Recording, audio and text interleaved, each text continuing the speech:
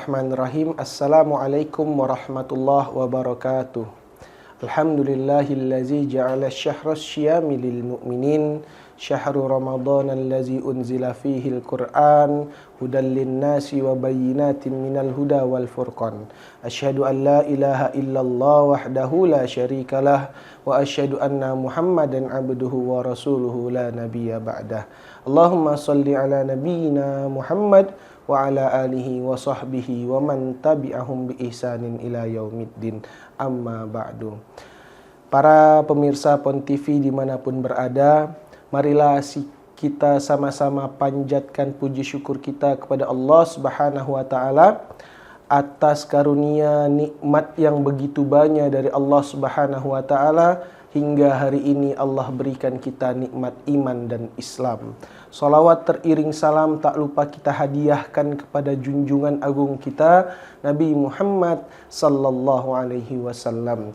Semoga salawat dan salam selalu terlimpah curah kepadanya, kepada keluarganya dan seluruh pengikutnya hingga akhir zaman. Para pemirsa PON TV dimanapun berada, berbicara tentang bersyukur kepada Allah tentunya tak lepas dari begitu banyak nikmat yang Allah berikan kepada kita. Allah Subhanahu wa Ta'ala berfirman dalam Quran surah An-Nahl ayat 18. A'udzu billahi minasyaitonir rajim. Bismillahirrahmanirrahim. Wa in ta'uddu ni'matallahi la tuhsuha. Innallaha laghafurur rahim. Dan apabila kamu hendak menghitung-hitung nikmatku, maka la tuhsuha, sungguh kalian tak akan sanggup. Bayangkan hadirin, ketika kita buka mata, ketika setelah bangun tidur, ketika kita beraktivitas, kemudian menjalankan aktivitas seharian, begitu banyak nikmat Allah yang melekat dalam diri kita. Bagaimana dengan masa hidup kita yang mungkin sudah 10, 20, 30 tahun, bahkan sampai 50 tahun atau lebih. Begitu banyak nikmat yang Allah berikan kepada kita sehingga tak mampu kita menghitungnya. Lantas apa konsekuensi dan apa reward ketika kita mendapatkan nikmat? Allah Subhanahu wa Ta'ala berfirman dalam Quran surah Ibrahim ayat 7. A'udzu billahi minasyaitonir rajim. Wa idz ta'azzana rabbukum la in syakartum la azidannakum wa la in kafartum inna azabi lasyadid. Dan Tuhanmu telah memaklumkan, apabila kamu bersyukur kepadaku atas nikmat yang aku berikan, maka akan aku tambah nikmat tersebut. Dan apabila engkau kufur atas nikmatku, maka azabku amatlah pedih. Dari ayat ini hadirin, dimanapun para pemirsa PON TV berada, menjelaskan bahwa ayat tersebut menjelaskan bahwa Allah memberikan nikmatnya kepada orang-orang yang bersyukur. Artinya apa? Nikmat, kalau kita syukuri, maka Allah akan buka pintu-pintu nikmat selanjutnya. Ketika kita bersyukur atas nikmat sehat yang Allah berikan, Allah akan bukakan begitu banyak nikmat-nikmat sehat lainnya.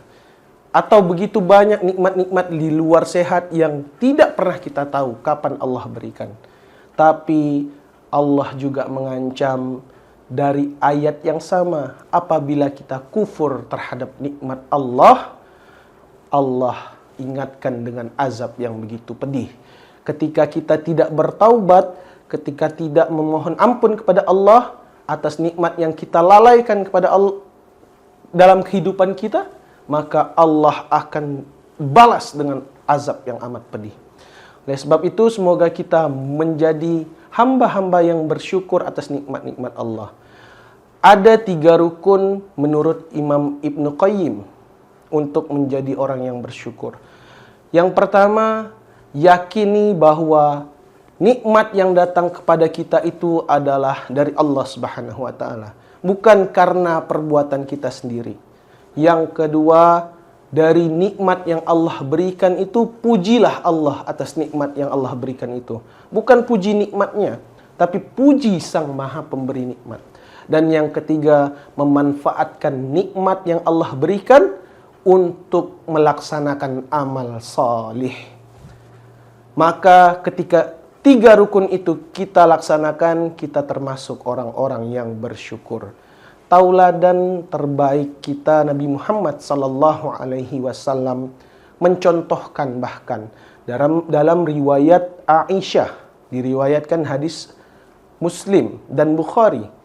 Ketika itu Aisyah melihat Nabi bangun dari tidurnya.